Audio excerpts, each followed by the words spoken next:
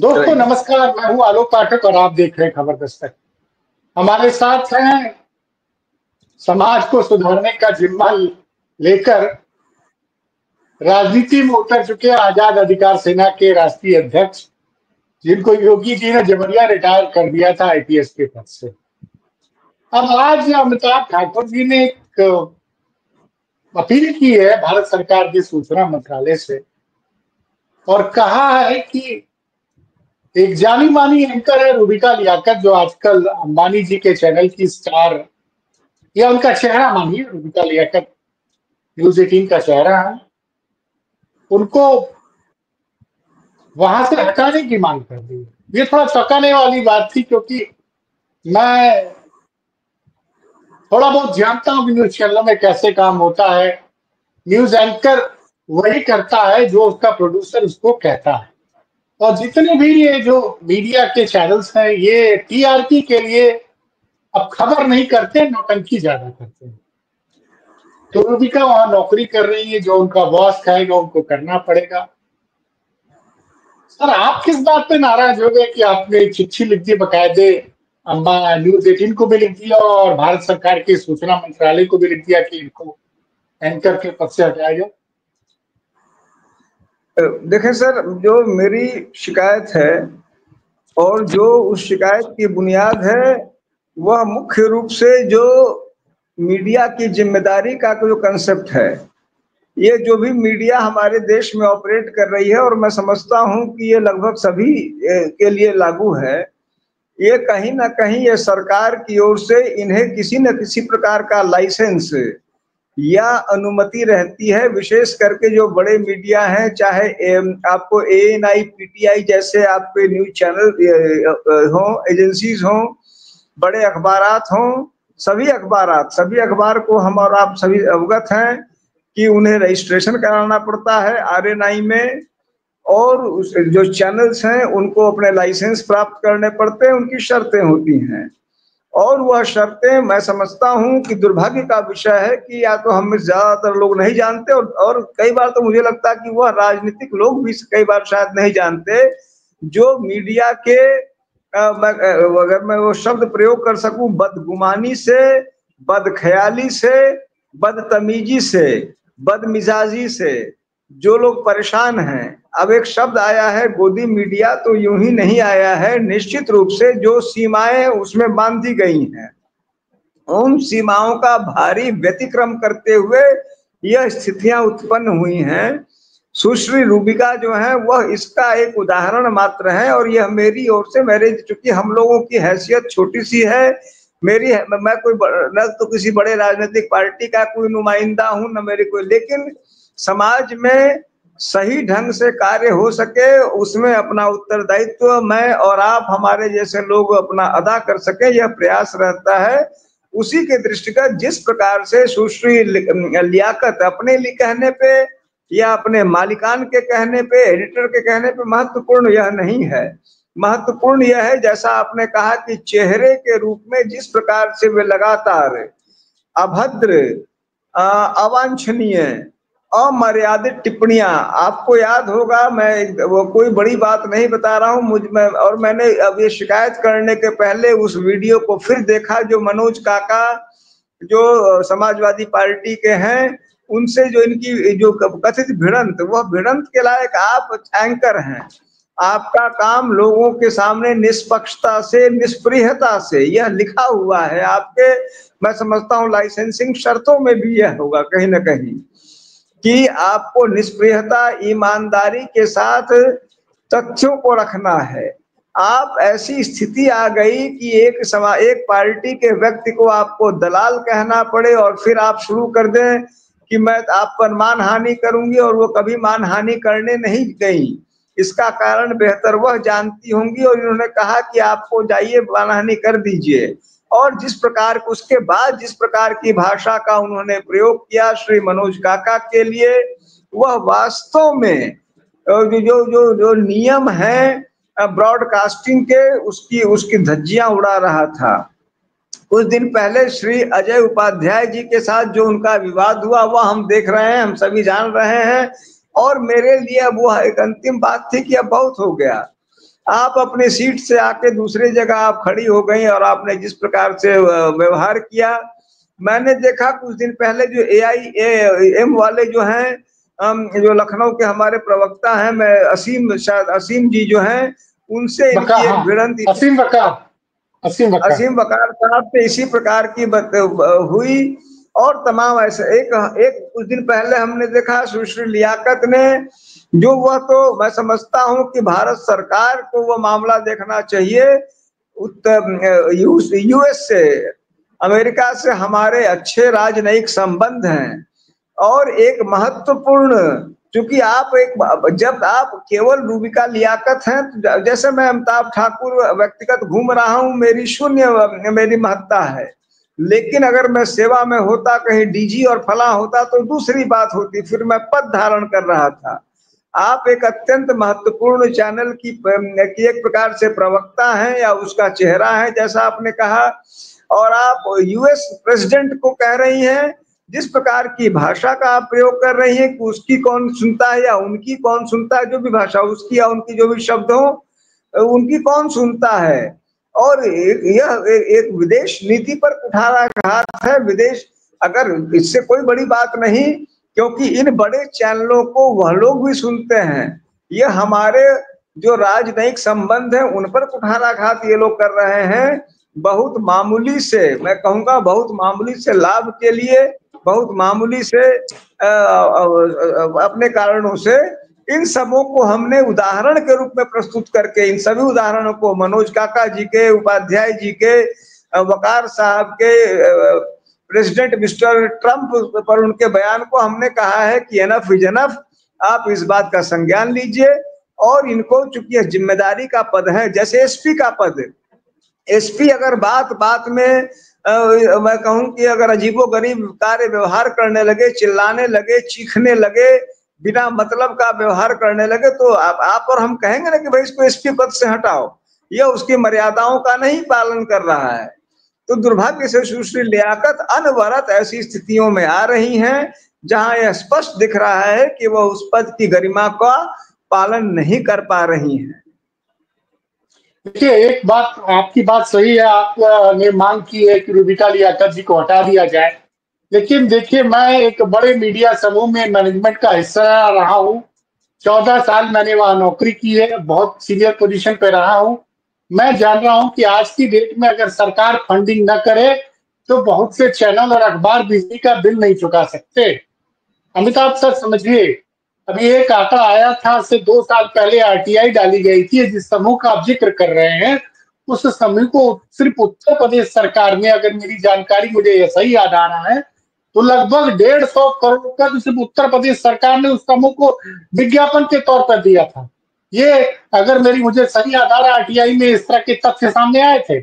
उसके बाद से वो RTI सब आनी बंद हो गई। तो जब पूरी फंडिंग ही आपको सरकारों से मिल रही है, और जहां तक मेरी जानकारी है, जो बड़े बड़े चैनलों में एंकर होते हैं या संपादक होते हैं, इनका चयन भी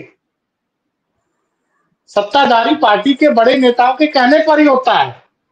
ये एक अघोषित सत्य है। तो और आप उसी सरकार के मंत्री से कह रहे हैं, और सबको पता है कि ये जो न्यूज 18 चैनल जहां पे रूबिका लियाकत जी काम करती हैं, वो अंबानी जी का चैनल है।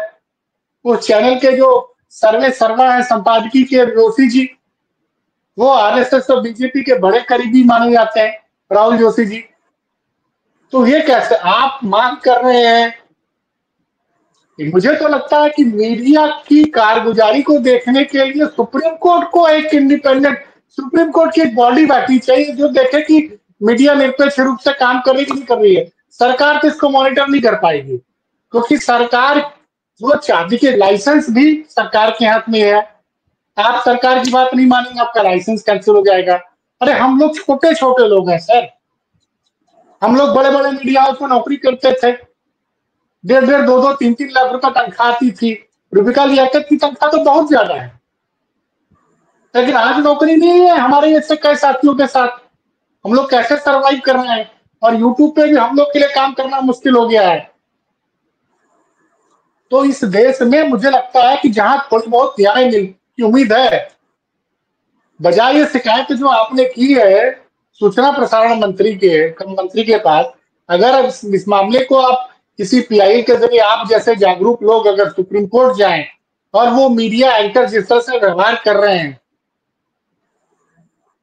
उस पर अगर सुप्रीम कोर्ट निगरानी रखना शुरू कर दी, क्योंकि मीडिया पे निगरानी बड़ी जरूरी है भाई। हम सरकार का विरोध करते हैं तो हम लोग के खिलाफ तो बड़ी निगरानी होती है, लेकिन जो सरकार की तरफ से पक्ष रखते हैं वो भी तो कहीं ना कहीं लोगों के अधिकारों का अतिक्रमण कर रहे हैं। जैसे आपने बोला कि मनोज काका के साथ उन्होंने दुर्व्यवहार किया, आपने अजय पांडे का नाम लिया और एआईएमएम के प्रवक्ता का नाम लिया, तो आपको लगता है कि सूचना प्रसारण मंत्रालय आपकी शिकायत पे काम करेगा? देखिए सर, मैं समझता हूं कि इतने अब तो हमारे बाल सफेद हो गए, उम्र बीत गई, बहुत चीजों को जो आपने कही वो मैं जानता हूं, आप भी जानते हैं, लेकिन शुरुआत मैं यह मानता हूं, मेरी यह मान्यता है कि सबके बाद भी हमें और अपने देश को लेके मैं हमेशा यह मानता हूं, बनिस्पत की अगल बगल के हमारे 2-3 देश हैं, वहां स्थितियां जो बिगड़ी सो भी हुआ। हमारे देश में अनवरत सबके बाद भी जो न्याय है, न्यायिक व्यवस्था है, संविधान के प्रति आस्था है, वह पूरी तरह से तब भी समाप्त नहीं हुई थी। मैं ये कहना चाहूंगा जब घोषित इमरजेंसी थी, अभी तो सबके बाद भी अघोषित ही कहते हैं, घोषित नहीं है, तब भी हम नहीं टूटे जब थे, यह देश नहीं टूटा था, या तब भी नहीं टूटा था जब पूरी ब्रिटिश हुकूमत थी। तो निश्चित रूप से हम हमारे देश में एक सामान्य मेरी यह मान्यता है कि संवैधानिक स्थितियों के प्रति आस्था है, और उन आस्थाओं में मेरा यह मानना है कि यदि जो सरकार गलती हम में से कई लोग प्रायः करते हैं, सरकार मतलब भाजपा नहीं है। अगर देखिए, मुझे याद आता है शायद राहुल गांधी जी ने, जहां तक मुझे याद है, कुछ दिन पहले उन्होंने कहा कि फला मतलब आरएसएस नहीं है, फला मतलब आरएसएस भाजपा नहीं है। उसी तरह से मैं ये कहना चाहूंगा कि सरकार मतलब भाजपा नहीं है, सरकार मतलब नरेंद्र मोदी जी नहीं है। सरकार वह है जिसमें मेरा आपका खून पसीना है, मेरा आपका हक व अख्तियार है। और सुप्रीम कोर्ट भी अगर अपना कोई पालन कराएगी तो किससे कराएगी? अंत में सरकार से कराएगी। तो हमें सरकार के सामने फैक्ट्स और एविडेंस के साथ जाते रहना चाहिए। हम क्या पाएंगे क्या नहीं पाएंगे, वहां बैठे लोगों की क्या मजबूरियां हैं। अब जो कौन सा गाना है कि कुछ तो मजबूरियां रही होंगी, यूं ही कोई बेवफा नहीं होता, वह अफसर मजबूरियां होती हैं, वह भाई वाली यूं ही लेकिन हम कम से कम अपनी बात तो कहें। और बात कहने का मेरा यह मानना है कि पहला सही स्थान जो है वह संबंधित प्राधिकारी होता है। हम उनके पास जाएं, अपनी गुहार लगाएं और फिर हम ऊपर तक बढ़ते जाएं, जहां तक हमारी कुव्वत हो, हिम्मत हो, साहस हो, हालात हो, और नियम भी जाने। मैं आपके माध्यम से जो साथी सुन रहे हैं उनको कहना चाहूंगा, एक पिछले बार ही जैसे आपसे चर्चा हुई थी कि अगर कोई किसी यूट्यूब को बंद करता है तो यूट्यूबर को यह जानना चाहिए कि उसके अधिकार क्या हैं, और उसके लिए लड़ना पड़ेगा, हमें भी आपको भी। प्राइवेट चैनल्स को भी मेरा यह मानना है कि कोई असीमित अधिकार नहीं है। जैसे मैं, हो सकता है बहुत सारे लोग मुझ पर हंसे हो कि तुम जो है कहाँ तुम और कहाँ वो ये चैनल, और वह तुम्हारी बात क्यों माने। तो मैं यह मानता हूं कि अगर हम कानूनन चीजों को लड़ेंगे, जानेंगे, समझेंगे, आगे बढ़ेंगे, तो कुछ ना कुछ, यह नहीं कि हमारे सारी बातें मान ली जाएंगी, लेकिन कुछ ना कुछ प्रभाव, कुछ ना कुछ दिशा। और हम नहीं कर पाए तो जो दुष्यंत साहब ने शायद कहा था कि जो क्या कहा था कि आग रहनी चाहिए, तो वो आग मुझसे कोई सुनेगा तो दूसरा उसको और आगे बढ़ाएगा, वो और बेहतर जानेगा और उसको और बेहतर ढंग से उस चीज को मतलब संपादित करेगा। लेकिन इस बात से मैं समझता हूँ आलोक जी, मैं और आप दोनों पूरी तरह सहमत हैं कि अब वह समय आ गया है कि जो फोर्थ पिलर था, चौथा खंभा, और उसमें जो है सरकार का पिट्ठू बनने का जो एक अपरिमित भूत सवार था और है, वह अनियंत्रित नहीं हो सकता है। उसी सरकार को अभी मान लीजिए इमरजेंसी सरकार चाह ले तब तो तुरंत नियंत्रण कर ले, लेकिन हम पिट्ठू बने हुए हैं तो मेरा कोई कुछ नहीं बिगाड़ पाएगा। इस भ्रम को भी तोड़ना आवश्यक है, क्योंकि आप और हम देखते हैं, मुझे बड़ी कोफ्त होती है जब ये चैनल में, जब विपक्षी दल के साथ, जैसे कि हम लोग किसी, अब मैं वो शब्द कहूं तो विपक्षी वाले, पक्ष वाले कौन नाराज हो जाए, जैसे हम लोग कई बार डॉगी से व्यवहार करते हैं, उस तरह व्यवहार करते हैं। जैसे लगता है कि यह युग कभी खत्म ही नहीं होगा, जैसे कि मतलब बरतानिया हुकूमत में भी हिंदुस्तानियों से व्यवहार नहीं होता होगा। आप कहना चाहते हैं कि मीडिया वाले मानते हैं कि नरेंद्र मोदी का युग कभी खत्म ही नहीं होगा, हमेशा भाजपा सत्ता में रहेगी। तभी ना उनको ये इतने निरीह लगते हैं कि इनके साथ ऐसा कदाचार करते हैं। जब उनको यह एहसास हो जाए कि आने वाले हैं, तो आप तो सदा, आप और हम जानते हैं कि गिरगिट बाद में रंग बदलेगा, ये पहले रंग बदल लेंगे। जो भी ताकत में है, ब्यूरोक्रेट्स हैं, मीडिया में जिसको भी लाभ चाहिए वो तो रंग बदलने में महारत रखते हैं। इन्हें लगता है कि ये युग कभी नहीं बदलेगा, युगांतर है। लेकिन उसके अगर यह युग नहीं भी बदलेगा तब भी विपक्ष को वही अधिकार है, यह विपक्ष को भी जानना होगा। और सब यह ऐसा मेरा मानना है, युग बदलना एक सवाल और है, रूबिका लियाकत को अगर विपक्ष उनके शो में जाना बंद कर दिया तो खुद ही चैनल उनको हटा देगा, विपक्ष बायकॉट कर दे रूबिका लियाकत के शो का। ये ज्यादा अगर उनको देखिए, यहाँ पर विपक्ष को समझना होगा कि मेरी ताकत कितनी है। अगर उन्हें लगता है कि ये इस पर मैं स्पष्ट टिप्पणी नहीं कर पाऊंगा, बस संभव है कि वो कहें कि नहीं आ रहे हो तुम्हारी बला से मैं, यह भी संभव है कि उसके बाद उनका, क्योंकि डांटने को जब कोई नहीं रहेगा, गरियाने कोई रहेगा, तो वो टीवी देखेगा क्यों। तो यह भी संभव है कि अगर ये न जाओ तो जो आनंद और उमंग पैदा भी तो इन्हीं को डांट डपट करने से हो रहा है, बाकी तो कोई देख नहीं रहा है। तो हो सकता है कि डांट डपट वाली कहानी खत्म हो तो लोग देखना भी बंद कर दें। तो यह तो विपक्ष को सोचना पड़ेगा, निर्णय लेना पड़ेगा, और कठोर निर्णय लेने चाहिए, ये मेरा मानना है। चलिए सर, जो आपने समय दिया उसके लिए बहुत बहुत धन्यवाद। उम्मीद है कि आपकी शिकायत पर भारत सरकार का सूचना मंत्रालय कुछ कार्रवाई करेगा। धन्यवाद।